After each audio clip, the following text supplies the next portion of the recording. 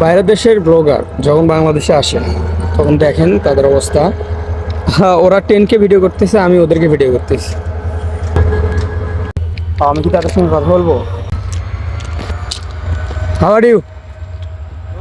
Well, how are you? What's your country?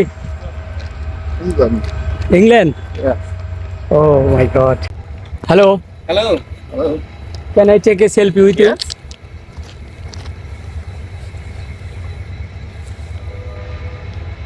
ধন্যবাদ, thank you. Okay. Thank you. Thank you guys.